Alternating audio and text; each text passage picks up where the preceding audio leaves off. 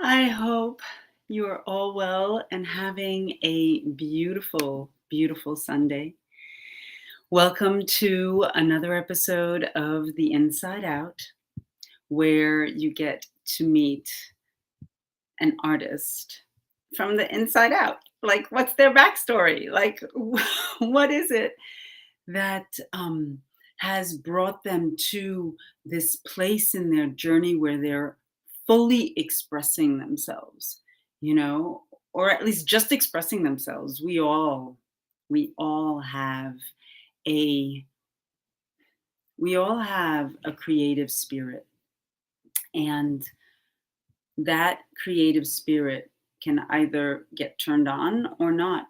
And sometimes it takes just a little bit of curiosity. Sometimes it takes a lot of work. And Cindy Ashton, oh my God, she is my guest this Sunday. I'm so excited to have her on, and she's going to try to join us, so she will be live as well. um, she is a person who 11 days into being born, her parents were told she had a 20% chance of living, and she's gone on to sing opera. She is a dancer. She's gone on to do all of the things that they said that she could not do. And I am so pleased to introduce you to Miss Cindy Ashton. I will put the first part of her interview on. We had a lovely conversation together. And here's part one. You have to find your truth, but also listen to the feedback Yes. of people who are going to resonate. And it's a fine balance of that. Yeah. So it's amazing being an artist. It is. It is. Well, welcome to the Inside Out. Well, I am thrilled to be here. I'm so thankful that you are a yes to being a part of this project. And before we jump in, I did have surgery a few days ago around this area, so I'm normally a lot more boisterous and normally can talk a bit better. But in the spirit of keeping it real, that people go through stuff, I'm here with you. And hopefully it is an example for people that you don't stop your dreams. And part of my dream is getting my message out. And so I'm very honored and thrilled to be here, even if it's a more subdued Cindy today, to be here. And I am grateful for the opportunity to spread the message a little bit more. So thank you for having me today. Oh, you're so welcome. And what you just said just brought something to mind. As artists, especially when we're first starting on our journey, sometimes we feel like we have to be really big to be on stage, like this big version, even if that's not us. Right. And in the journey, there's this path to, finding our truth as an artist. And Claude, I love that you talk about that, because I often think being extroverted and big sometimes isn't truthful, especially in the music industry. I find that over singing, over stressing your voice, the bigger the belt, the higher the belt, there seems to be more value to that. Yeah. And it's interesting because I think about Christina Aguilera, who I think is a phenomenal perfection singer. And she has a big voice, but is grounded in her body. So I'm with her. But I remember when she had a song come out, it was "Say Something, I'm Giving Up on You." Yeah. It was so understated. And there's something to be said about the power of quiet. And there's nothing wrong with having a big voice, but if it's not rooted in truth and it's not rooted in your body, loud is not better. Connected with truth is what sells. And sometimes that truth is the whispers in the morning. Yeah, totally. You were born, and at 11 days old, you had only a 20% chance of living, Yeah. yet alone getting to where you are today. Yeah. My sense is that part of your journey was to go against the prescribed beliefs about you. Yeah. Absolutely. It's one of those really interesting things when you live with multiple chronic illnesses or even one is people can't see the illness. So when you go to advocate for yourself, you get don't be such a drama queen, you look fine, you're over exaggerating, everything will be fine. Um, and it's interesting because on the one hand, you end up, at least in my case, end up pushing even harder to get heard, Mm-hmm. and then you lose your power. So it's getting your voice heard has literally been my theme, and being able to speak that truth from a place of liberation and power and not over explaining and not over delivering and stating what you need in a place of love and gentleness, but without getting your power taken away it's a fine balance, and finding your voice is hard. And I know for me, especially because I come from the musical theater world where it is a lot of the bigger the belt, the better, as opposed to being and trusting that being and Yeah. trusting the flow and going with what's truthful for you. It's not.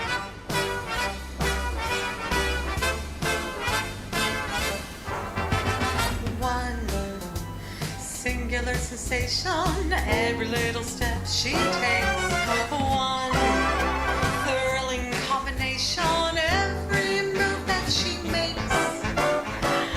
One smile and suddenly nobody else will do. You know you'll never be lonely with you. No, you hold the inner presence and you can't forget the rest. For the girl is second best to none. Sigh, keep your attention. Do I really have to mention she's the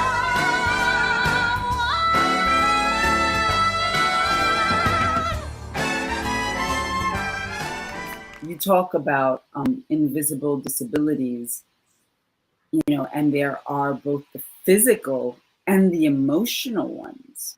And the most important, is like this balance of knowing ourselves Mm, and then moving forth for what we want. And in your case, despite what people said you could or could not do. yeah. Yeah. I mean, I feel like for years it was about Cindy Ashton beating the odds, Cindy against the world. And it was Mhm. about the fight. And over time, and I definitely needed that fight to survive. I mean, even after my first heart surgery, they saved my life, but they didn't expect me to live past my teens. And on my last heart surgery when I was 14, they said I would be on medication for life. I've been medication free for over 30 years.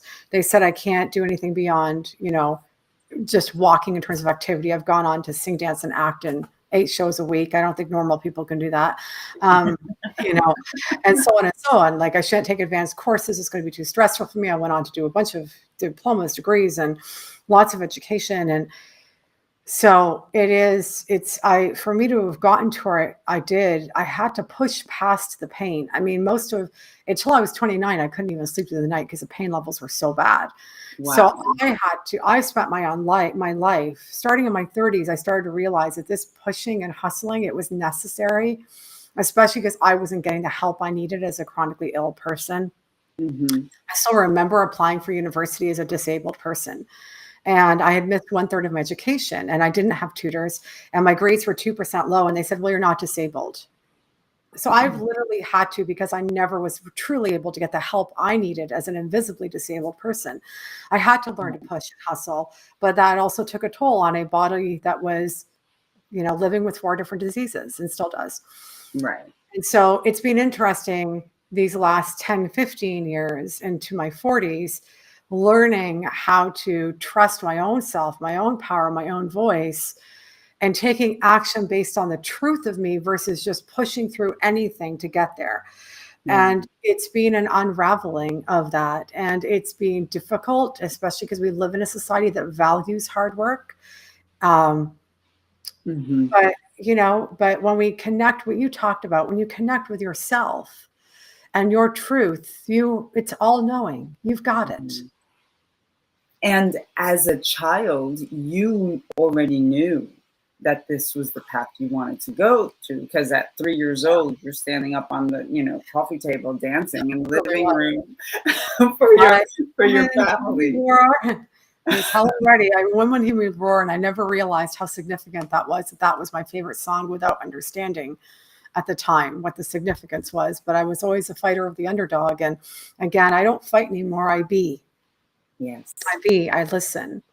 My biggest struggle is that I've known what my purpose is, but I have a body, which at the time I believe defied me and stood against me. Now I work with my body, which is a different energy, and it's beautiful. There's real power when you connect back to that place. So was there an adult that supported you in being who you really are, despite what the doctors said? I would say the earliest memory, and you know this one, is Mr. St. Cyr. Yes. In high school, because, I got kicked out of choir in my previous school. I was told I couldn't sing. And Mr. St. Cyr, I sang in the choir when I went to this new school, but I didn't actually think I could sing. But, it was open to everybody, so why not? And Mr. St. Cyr was in charge of the stage band, and he heard that I was going to become a dancer, because I figured if I'm not a good singer, maybe I can at least become a dancer. Right. Says a girl who has multiple scarring and her chest wired together from heart surgery. He came up to me and he said, I heard that you're a dancer and you have the perfect personality. I want you to sing and as a solo with a stage band. And I said, well, I can't sing. He says, I need you just to audition. So I'm like, never know how much I loved you, never know how much you care. That's not the word, something like that. And he's like, you can absolutely sing. And even though I was heavily bullied and the only friends I had were in music class, I got 800 people in my long white gloves and my sparkly gold dress, such a Cindy Ashton thing to do. And I got a standing ovation from a school that hated me. And that was pretty amazing. And so that gave me my 1% belief that maybe I could. And you mentioned the 1% in the beginning. It only takes 1% of you to believe something is possible. And then you start taking actions, and then you start getting evidence, and that 1% turns into 5%, and then it turns into 10%. And suddenly you've achieved your dream. Yeah. Yeah. It's just one little step at a time. That's all it takes. I recall I grew up believing I didn't have a voice. I grew up believing that I didn't count. But it was with one step, a curiosity about music that came out of nowhere that sent me to vocal classes, and here I am today performing on stages. It just takes 1%. That's really all it takes to get to the other side and push forward. And Cindy is, that has been a lot of her journey. It's so important to have your tribe. Even if your tribe is just one person, that's all you need, like Mr. St. Cyr.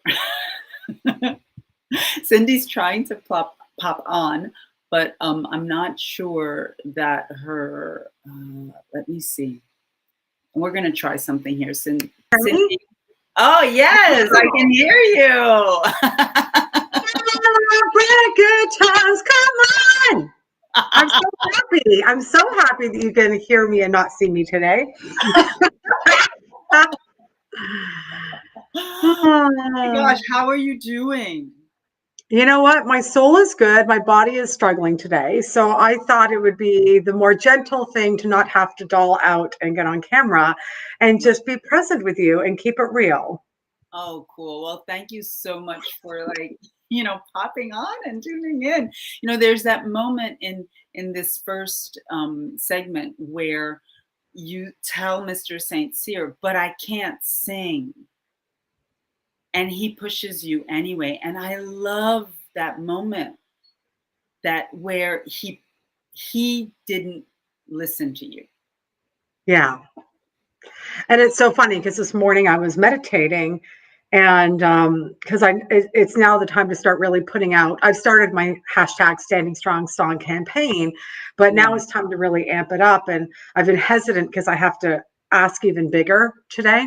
Mhm. And it's so interesting because in my meditation, it's like what came up was the people like Mr. St. Cyr and Miss Primo and like other people from high school actually knew who I was, but I was pushing so hard because I didn't believe they knew. And it was such a realization that I was just being it anyways, and the people who were able to see me were see me. And it Yeah. was such a great insight for all of us. We don't have to try, right? What's that song? You don't have to try so hard. It's just because the people who are going to see you are the people who are going to see you. And those that don't Right. will never see you no matter what you do. Yeah. Yeah. Totally. Well, I think this is a good moment to put on part 2 of your interview. Let's do it. There's something about taking ownership of your own choices. I Yeah. heard another interview of you where you were talking about a relationship with somebody. In that interview, you took full ownership of your choices Yeah. in that relationship and the choices that brought you to a place that was uncomfortable. Taking ownership of our journey is part of what being an artist is about. Mm. I truly believe to be a great artist is being willing to take ownership, being willing to go to the deeper layers, because that's where the deepest truth is. Mm-hmm. It's interesting because I once saw Joe Cocker at live, and he was opening for Tina Turner. So I was there for Tina, and I knew who Right. Joe was, but I didn't really have an opinion on him. Right. And he was one of the deepest, most truthful performers I have ever seen in my whole life. Wow. By any means, he was not polished. He was like, you are so like, but he was so from his gut and from his soul. And to be a true artist, it's about taking ownership and willing to look at yourself, willing to look at the world, willing to expand your thinking. Last night, I was so honored that you came to my very private song reveal for my hashtag Standing Strong song. And there was one line in there that really takes ownership. And the song is about if you've ever been bullied or discriminated against, had a predator situation, you're going to resonate with this. But in the first verse, because there's a whole emotional journey that us artists hopefully take our audience on, there's a line where I say, I thought it was smart, but you had me fooled. Mm-hmm. But by the time you get to the second verse, it's like, I thought it was smart, but I had me fooled. Yeah. And even when I say that, I want to cry because I still remember a situation that I had that inspired this song where I had to look at myself and say, you literally had a bad gut feeling and went against the grain and let this person in your life. And then he continued to do certain things, and you continued to say, well, I'm going to be a forgiving person. I'm going to give him a second chance. I'm going to give him space. Yeah. And we do this for multiple reasons. And when I got to that point where I looked at myself after the whole thing imploded in the worst way possible, because I didn't listen to my truth, I actually had to do that moment of like, why would I allow somebody to continually do X, Y, and Z? Why would I what is it about me that allowed that? And boy, that was hard to see my own demons, how much, so many things about myself that I had to face. And it was so interesting because at the end of the day, I actually had myself fooled because I was living the dream of what was possible. Right. And I just kept ignoring, consciously seeing it and then ignoring it because I was fooling myself because I was hoping for a different outcome. Yeah. And, and that was when I wrote this song. I've gone through so many different iterations of it because it was so painful to go to the depth of that truth. But now that I'm there, it's still emotional, but not to the point where I can't sing it. Right. And as an artist, are you willing to go to that level of truth? Mm-hmm. Years ago, I got connected. I had a colleague, and she connected me to her husband, who was a very famous leader of a very famous band in Canada, and I can't remember who they are right now. And he sat down with me, and I played him this one song, and it was this really fun, like little dance song. And he says, okay, he says, let me hear what else you've got. And I had a song that I had written called Bruised and Betrayed. Yeah. And that was about my marriage. And he says, this I love. He says, because you got to the root of your pain. Right. And as artists, it's about getting the root of our pain, the root of our truth, the root of our joy, the root of all of it. Mm-hmm. But it's also about finding the hero's journey in there. Right. People want to feel like they're triumphant at the end of it. Mm-hmm. They don't need a poor me song. They don't need that poor me painting, that poor me whatever art you're creating. Yeah. And that's where great artists come in, is that it's taking that ownership, it's finding the emotional journey, but it's creating that arc of when you take the ownership, then you speak it from sing it from you express it from your power. And that's where you satisfy your own soul and your own truth, but you satisfy the audience. Mm-hmm. So true. The first time ever I saw your face, I thought the sun rose in your eyes.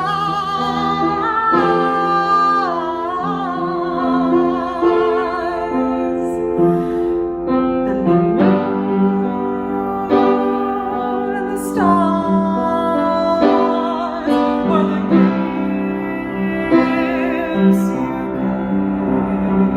gave to the dark at the end of the skies.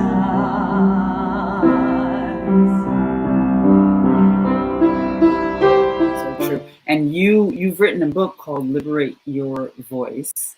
Yes. Which is about trusting your power in a world that shuts you down. Yeah. And I feel it sounds like what you're doing is that your own personal journey to connecting with your voice and really putting it out there, you've put it in a book, and you coach people and you help people do what you're talking about now. Yeah. Yeah, it's interesting because when people say, oh, you're a speaking trainer, and I'm like, I'm really not. So technically people think they're hiring me for speaking training. You know, the very first thing I do with a lot of my clients is teach them how to be grounded in their body, how to, I do electronic relaxation therapy degree specialization of how to relax your body, how to be connected to yourself, how to listen to yourself, and how to, and yes, obviously I'm doing stuff around voice, and obviously I'm doing stuff around body language, but it's more from a perspective, let's get rid of what's taking away your power and what's not your truth, and let's amplify. Because if you've got a funny little laugh, you should totally keep that funny little laugh. It's what makes you awesome. I mean, we think about some of the greatest actors, they are not polished. Do we ever want to see Jack Nicholson, who's so freaking off the rails, polished? Like, you know what I mean? Yeah. Like, the people who get it are like, oh, she's doing way beyond speaking. She's getting me in alignment and to my power and helping me to express and amplify these wonderful quirks I have, these crazy things that I've got, and letting me connect on a deeper truth. In my opinion, it's impossible to truly liberate your voice if you're not connected to yourself and your soul and listening. Yeah. Listening is, it's such a big piece to listen. I'm reading a book, and I don't know why I can't remember the name right now, but he talks about how artists have to live within two worlds.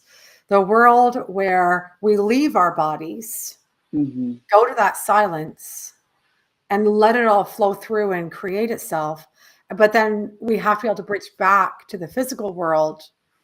So I assume Claude, with you, because this is with me, that happens, that it downloads, it comes, and then I look at it and go, does this make sense? Do I need to tweak a note here? Do I need to? So then I start to refine, and I feel like I go back and forth between those worlds. Right. You didn't know. Right. Yeah. You know, you've got this new song that you are getting ready to put forth to the world. Yeah. Which is a very personal, it's a very personal experience. And you've done that journey of going to the root of that experience, the root of that emotion, to be able to create something to share with the world. Yeah. And possibly help other people move forward through their own experiences. Yeah. It's scary for me because I've been writing music my whole life. Yeah. And I've really only released one song in 2006. So when I did my first album, it was all covers of like jazz and Broadway. Yes. And I released one song called Butterfly, and it got almost 300,000 views on YouTube, which I was grateful for. But I was so angry at the time because it didn't feel like me. The message was me, but it didn't feel like my voice, Cindy Ashton's voice. And and after years of doing opera and musical theater and comedy, I've been pigeonholed of the girl that's funny, that can sing all this stuff, and she does character roles in comedy. Right. And it's interesting because that's not as me as an artist. And I love singing that stuff. I love doing comedy, and character roles are a pile of fun. But there's something more powerful about just being in your truth and having to be, I think about my role as Miss Hannigan. I loved that role. That was so great. Little girls, like, it's like, you want to go potty? Like, I mean, I loved that role. And while as much as I love that, there's something about being, again, just you, stripped down, without the character, without the funny. I had a regular gig in a lesbian bar way back in the day in my 20s, which was crazy. Getting hit on by all these women. And I'm like, I'm so sorry. I so don't swing your way, but I'm team LGBTQ. But I just don't swing your way. But I had this wonderful pianist with me, this wonderful, wonderful Black man who used to say, girl, people think you're this, but he says, you're like a Black woman inside, the way that you sing. I love that.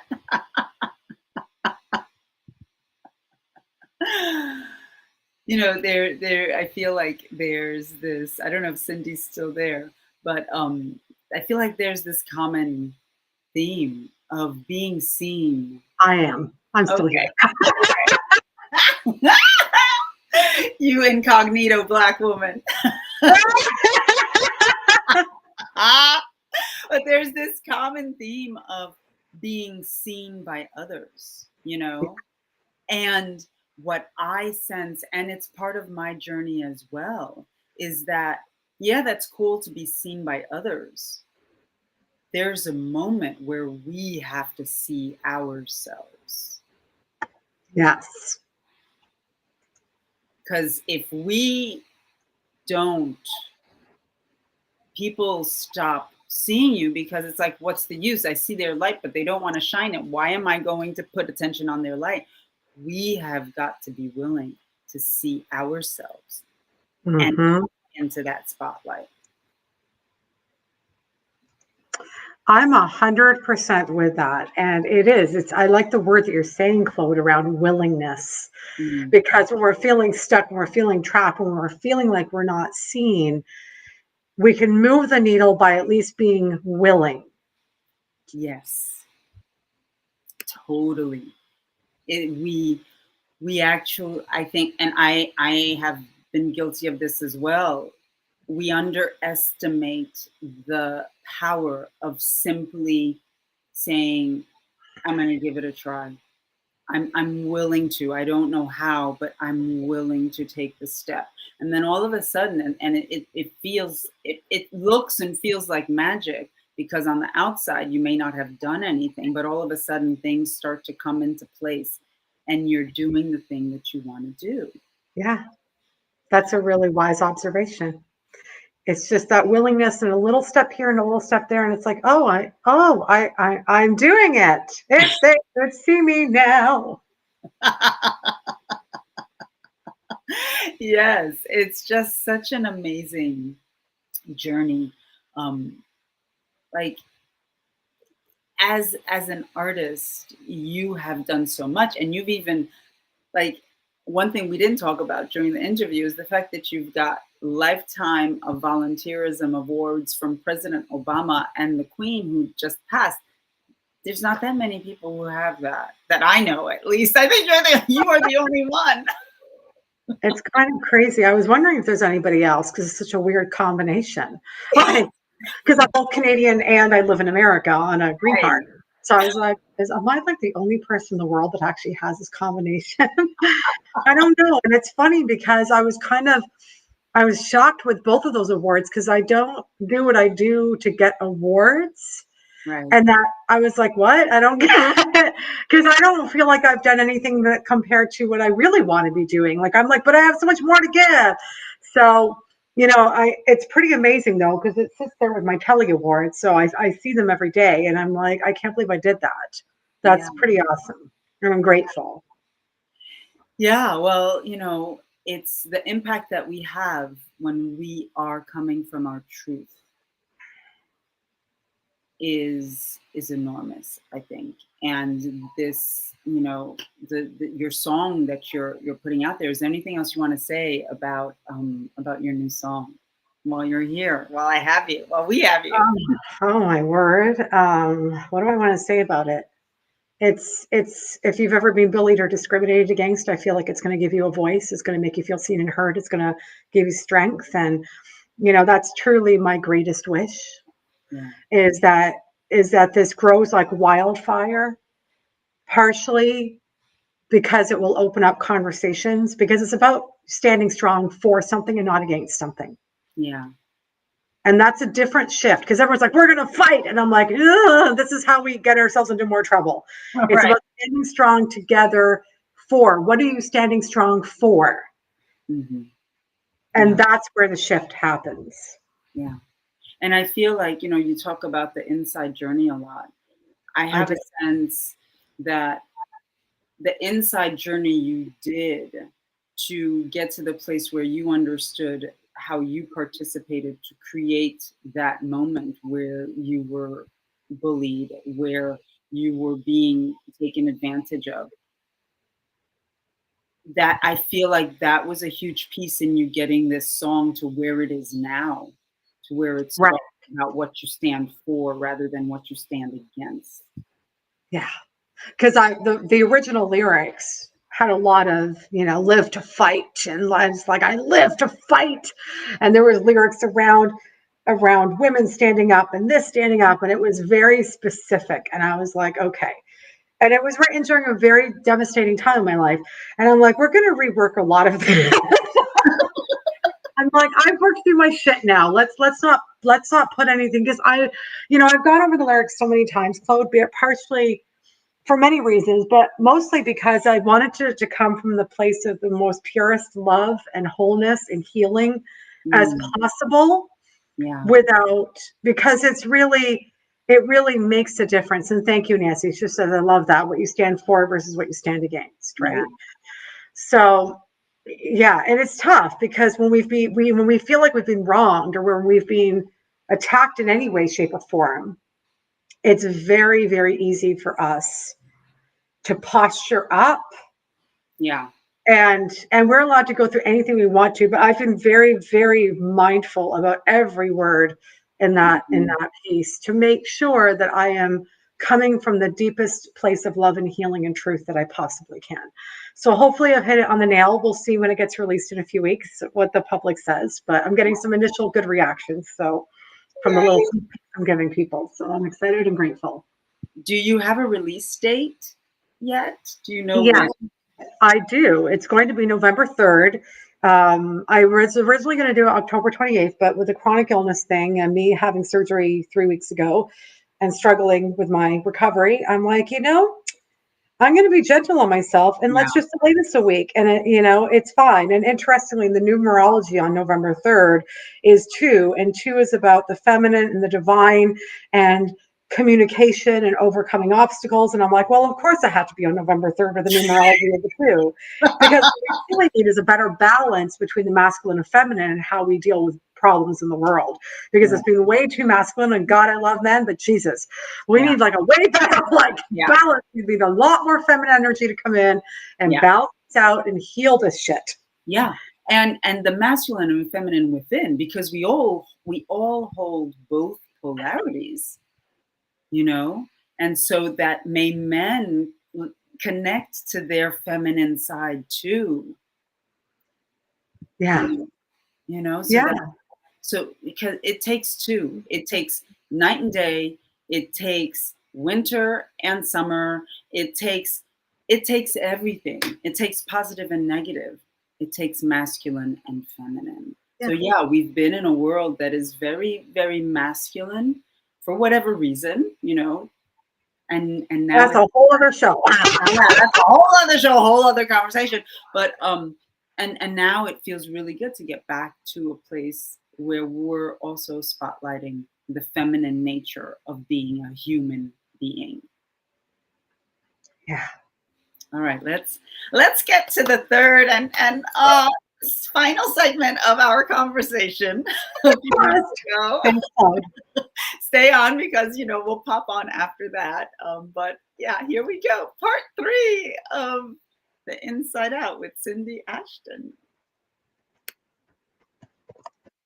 It was a big deal when I did my song review, because truly, me as an artist that writes isn't a pretty pop song like "My Butterfly Soar Free." That was pretty. I don't do pretty, because even though people see the outward, oh, she's funny, but they don't see the truth of the soul and my pain and what and my joy. And when I get to those levels, it comes through as what all of you described, a mix of jazzy, bluesy soul. Right. So I guess you got a Black woman inside of me. I don't know. I was so grateful to get the feedback that all felt truthful to you. Yeah. That's who I am as an artist. And I don't know. I'm going to start putting out little clips here and there and starting to share, and we'll see what the public thinks, because they're certainly not used to me in this way. They're used to the shiny, I got rhythm kind of girl. So, yeah. I saw you, that video of you opening Fashion Week. New York, starts spreading the news. Yes. Oh my God. And it's like, damn, this woman has a set of lungs on her, and at the time I didn't know as much about your disabilities, and to know that with all of those obstacles, you are still able to show up and to just be this huge persona. And there's a part of me that thinks that in order to get to the place where you are now, where you're wanting to, distill your gift and your craft to the essential, it's almost like you had to go through the being big. Yeah. To show yourself that you could, and then choosing to let go. And so now you're in this place that in a certain sense you've created, where people see you as this. Right. And now I have to break that down. Or you have to introduce them, or simply introduce them to it's just another aspect, know? Yeah. I mean, it was overcompensating. I was bullied heavily for multiple things growing up. Yeah. Like so many of us. Yeah. And being funny was a way of getting attention. Being funny was a way to get people to like me. I've had to learn to compensate through comedy and bigness to get attention and for people to like me. And so it's interesting, because I am literally bearing myself of my defense mechanisms, which is the comedy and the big personality. Yes. And letting myself be seen at the deeply raw place that very few people have ever seen me in. But I have to be the truth of who I am right now, and trust that me being that truth, not over singing, and just trusting it, is my big lesson in all this right now, is being completely naked. Yeah. And you have intuitively always known what you need, it seems to me. Yeah. It's been my biggest pain that I have seen the vision of what I'm supposed to do and create. And I'm now 47, and it's finally happening. And there's no regrets, because I think about, I did have the opportunities in the past. And one of them told me about having the opportunity, I think it was with Sony. And I walked away. I was 20 years old. And here's the truth of it, is that I never followed up because I didn't believe I was good enough. And here's the truth of it. If they would have taken me on, and at the time I wasn't super trained, I was only a year into my opera training. And it was just a lot of raw talent and very little refinement at that point. They probably would have turned me into like a Celine Dion because I had a massive belt. I still have a massive belt. And I wasn't so trained that I did sound more pop back then. Right. And it's so interesting because you're going to take a 20-year-old who hates herself, who 3 years earlier had attempted suicide Right. multiple times, you know, and let's make her famous.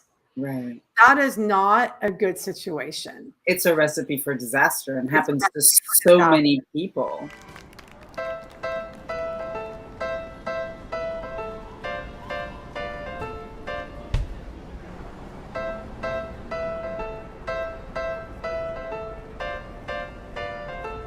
Start spreading the news.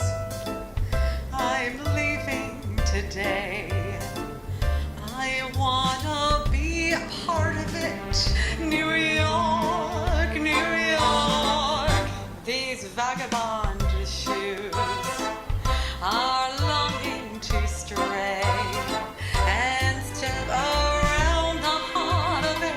New York, New York. I wanna wake up in the city that doesn't sleep to find I'm king of the hill, top of the heap. My little town blues are melting away. I'll make a brand new start of it in old New York. If I can make it there, I'd make it anywhere. It's up to you, New York, New York.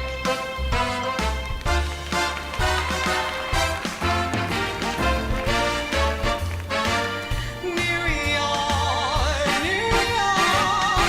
I wanna wake up in the city that doesn't sleep to find I'm king of the hill, head of the list, cream of the crop, at the top of the heap. My little town blues are melting away. I'll make a brand new start of it in old New York. If I can make it there, I'd make it anywhere. Come on, come through, New York, New York.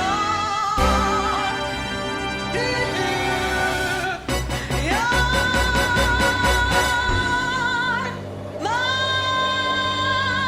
little town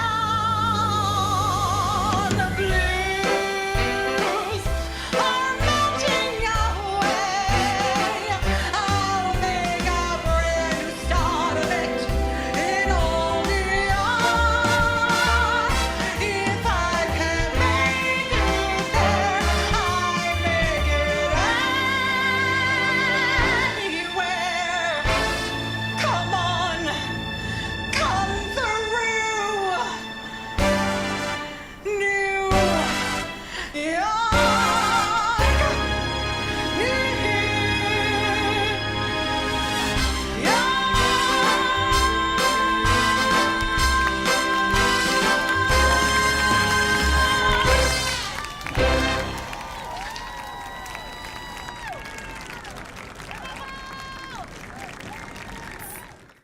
It takes our whole life, you know, our whole life to get to where we want to go. Like Yeah. when we have a vision, and it's not about the destination. Yeah. It's about the journey. Yeah. Because on that journey, We have all of these experiences that offer us the opportunity to grow. And you, on your journey, you have said yes to all of those opportunities despite what the terrain looked like. Yeah. You said yes. Thank you for acknowledging that. Because sometimes people go, "Oh my God, you're so lucky." And I'm like, "Oh my God, you have no idea." Right. And I know that people believe in luck. I don't. I believe Yeah. in doing the work, doing the inner Yeah. work, Yeah. and trusting and getting in alignment with your soul. When you do Totally. that, the universe wants you to win. Yeah, and one things I've been learning over the time is that, like you said earlier, there's so many opportunities around us. Mhm. It's about getting present, and you're going to take action and do the work, but do the work and be smart. And Right. part of it is, yes, from being a strategic from the brain, but also trust your gut. And I have a series of questions I have on my whiteboard that when it doesn't feel 100% clear, I'm like, does this disrupt my flow? And if it's a yes, I'm like, gone. I have Right. questions like, does this nourish my soul and my purpose?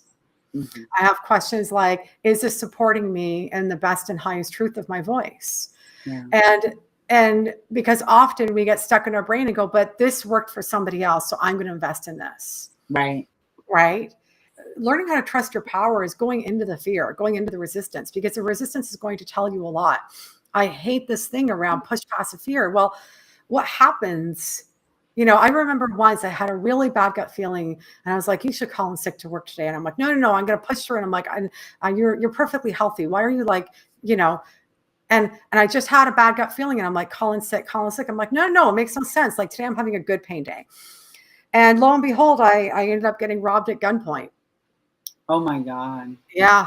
Our inner knowing is always there. Our signs are always there. Yeah. I think about when I met my ex-husband, who's a beautiful human being, but we're not in alignment on values and lifestyle. I still remember there was a million signs, including, 9 months into dating, we went to a wedding. I caught the bouquet. A giant Amazon woman, like tackled me. I'm like 5'2". She tackles me, grabs a bouquet, and ends up breaking my nose. Oh In my the God. meantime, so, I mean, is that a sign? And I had so many, it's funny. You can laugh. It's fine. It's funny. There were so many signs. Yeah. 9 months before the wedding, I had strep throat. And instead of getting a replacement for a gig, I went and did the gig and was belting out the power of love on strep throat. And I wrecked my vocal cords, got vocal nodules. I literally lost my voice, right? So we get signs. We have the universe, or whatever you believe in, is divinely feeding us. We need to ground down and allow it to come in. Yeah. And hear it and trust it. And I've learned that. I mean, I've nearly gotten killed by being nearly shot at.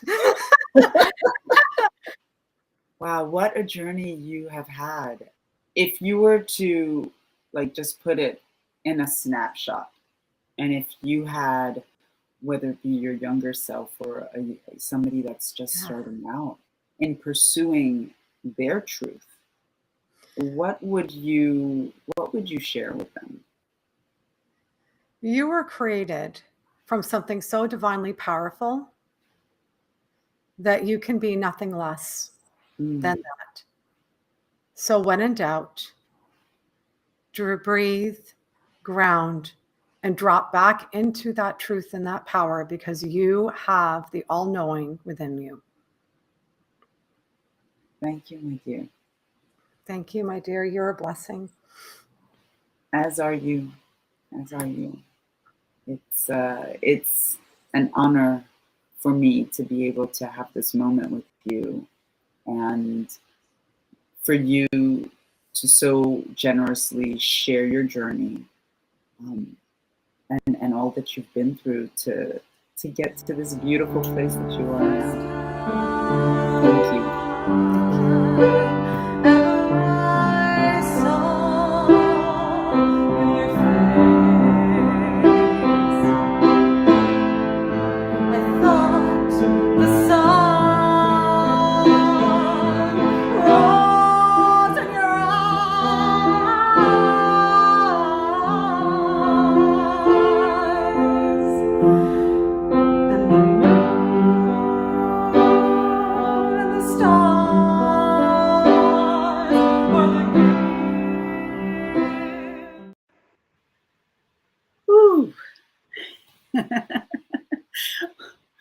Well, Cindy, Roland says you have a new fan.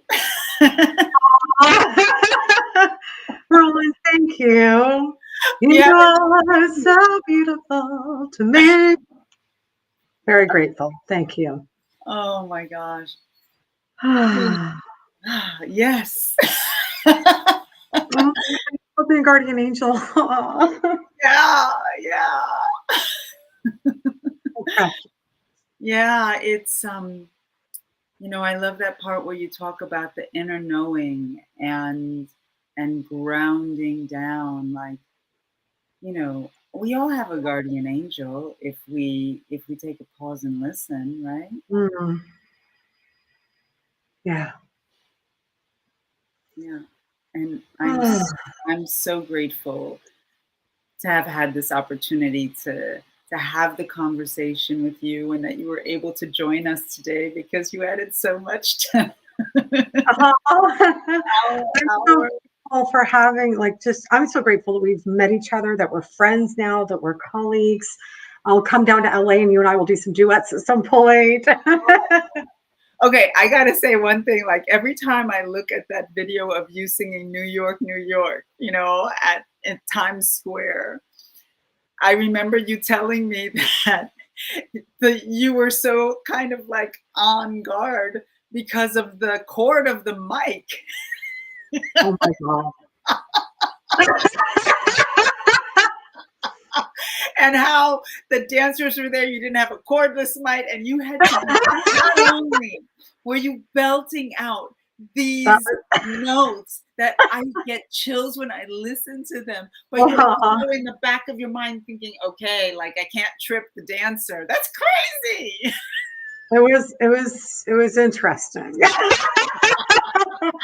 It was difficult for sure. Like and with Times Square, the difficult thing is you can't actually rehearse in Right. Times Square. Your first time performing in Times Square is your first time performing in Times Square. So, I mean, the 2 days before we met in the square when it was like filled with people, and the dancers and I did a walkthrough based on what we thought it would be. And then we got there and the setup was different. So even our walkthrough didn't even matter. And I'm like, oh, it's a corded mic. and I, and you could see it if you watch it back, like that, like it's swinging, like it's totally swinging. So yeah, I mean, it's interesting because people go, "Oh my God, did you have fun?" And I'm like, "Not really," because you have to understand. Like, I have performed for 5,000-6,000 people. There was 8,000 that day, so it's not that I'm not seasoned with performing for thousands of people, but normally you're on a bigger stage, you're separate from the crowd, and everyone's in front of you. Times Square, it's crazy because like you're out there and I'm standing there and I'm literally surrounded on every angle, 8,000 people in front of me. Roland just downloaded my Don't Rain on My Parade. Oh, thank you. Yay. But I'm there and I literally have people sitting on the right and the left to me, people on the barriers. In front of me are the red stairs, people all the way up, and then you've got the big billboards everywhere. And there is no backstage. So as I'm standing behind that tent, I'm literally having some guy yelling about Jesus and repenting, and somebody else, people walking by.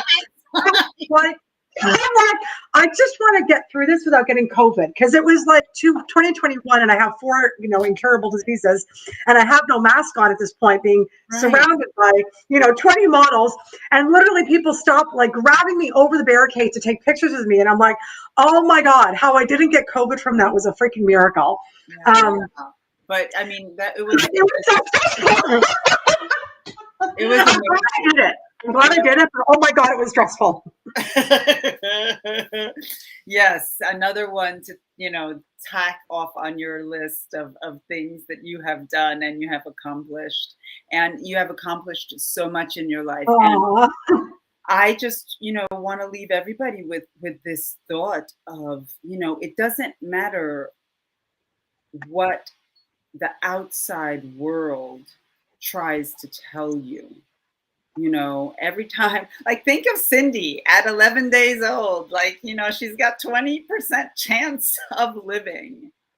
And because, Cindy, of the dream that you held in your heart, that you envisioned in your mind, you have created for yourself a life that is so different than what people told you it would be. And Thank that you. in and of itself is the artist's journey, and living is an art. Yeah.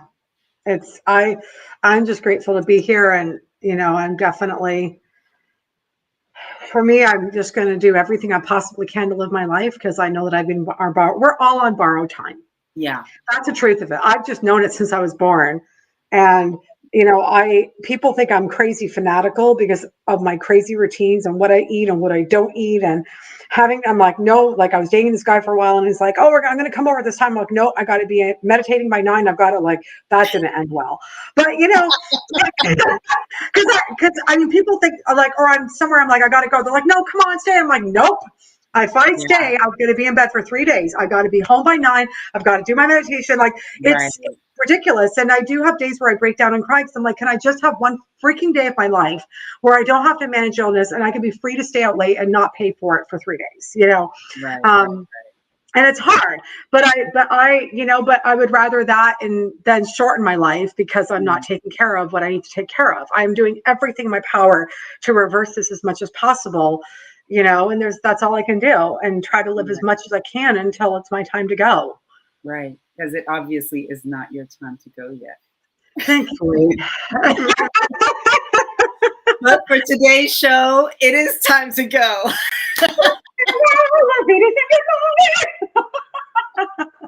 Darling, thank you so much for Thank joining you, me my love. today. You're Thank you amazing. to everyone who tuned in. To remind us again, Cindy, when your song is actually being brought out into the world. Yes, November 3rd. And my big goal is to hit the Billboard 200. And it's totally possible if I get enough people buying the track within the 2 weeks before. And you can go to standingstrongsong.com and to get notified when the track is available. All righty. All right, you heard that, everybody. All right. Well, take good care. Thank you to everyone who tuned in. Thank you, thank you, thank you, loves. My name is Claude Hall. This was Cindy Ashton from the Inside Out. Thank you, and see you next time. Bye. Bye. Bye, darling.